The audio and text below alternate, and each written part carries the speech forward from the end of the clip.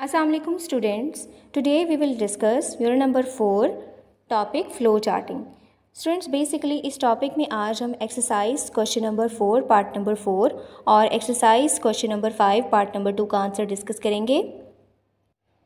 Students exercise question number 5 part number 2 is what is flow charting, how flow charts help in problem solving.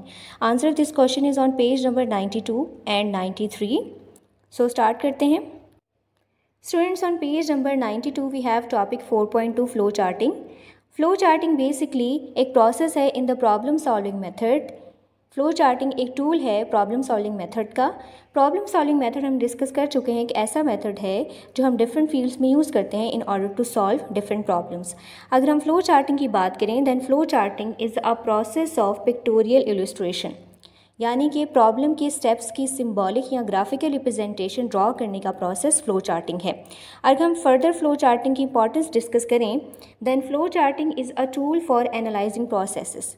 Flow charting एक process है जिसमें हम flow chart draw करते हैं। अगर हम इसको फर्दर देखें तो ये बहुत हेल्पफुल है किसी भी प्रॉब्लम के स्टेप्स को अंडरस्टैंड करने के लिए। मींस पिक्टोरियल रिप्रेजेंटेशन से, सिंबॉलिक रिप्रेजेंटेशन से हम किसी भी प्रॉब्लम के स्टेप्स को इजीली अंडरस्टैंड कर सकते हैं। That's why flow charting is helpful in this case. यहाँ पे नेक्स्ट फ्लो चार्टिंग के यूजेस की हेडिंग आएगी, आप हेडिंग मार्क कर लें। अगर हम फ्लो चार्टिंग के यूजेस की बात करें then flow charting is used in computer systems design. Means computer systems design करते हुए डिफरेंट पार्ट्स की असेंबलिंग में सबसे पहले हम सिंपली क्या करते हैं, फ्लो चार्ट ड्रॉ करते हैं और इस फ्लो चार्ट की हेल्प से हम डिफरेंट पार्ट्स इजीली असेंबल कर सकते हैं। In the same way if you talk about programming, तो प्रोग्रामिंग में कोई भी प्रोग्राम डिज़ाइन करने से पहले, कोई भी कोड डिज़ाइन करने से पहले हम सिंपली क्या करते हैं, प्रॉब्लम को अंडरस्टैंड करने के लिए फ्लो चार्ट ड्रॉ करते हैं। In the same way in the fields of engineering and science we draw flow chart, we use flow chart in order to understand the steps of problems.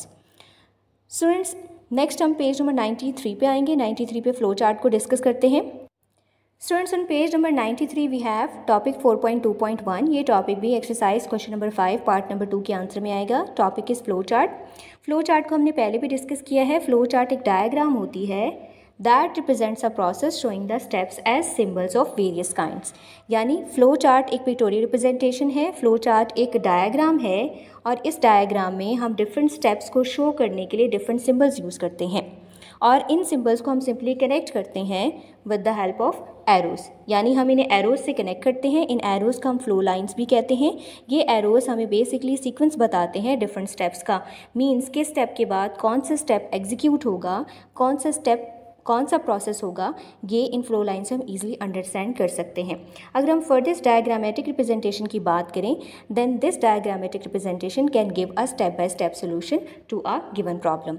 यानी कि diagrammatic representation में हर step के लिए different symbol हैं और हर symbol को follow करते हुए, हर स्टेप को फॉलो करते हुए हम ईजिली प्रॉब्लम का सोल्यूशन फाइंड कर सकते हैं।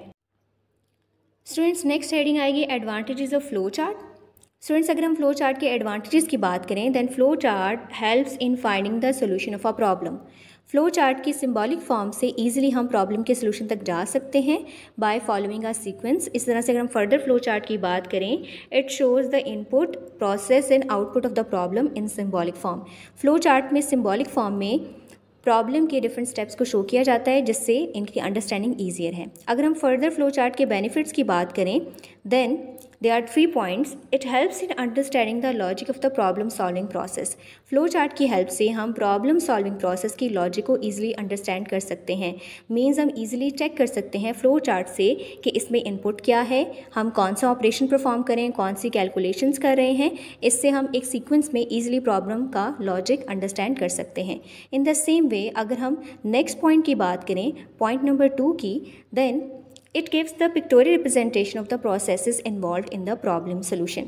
Basically, flow chart हमें प्रॉब्लम के स्टेप्स की पिक्टोरियल रिप्रेजेंटेशन देता है जिससे ईजिली हम डिफरेंट प्रोसेसेस को आइडेंटिफाई कर सकते हैं और इन्हें पिक्टोरियल फॉर्म से ईजिली अंडरस्टैंड कर सकते हैं और प्रॉब्लम का सोल्यूशन फाइंड कर सकते हैं।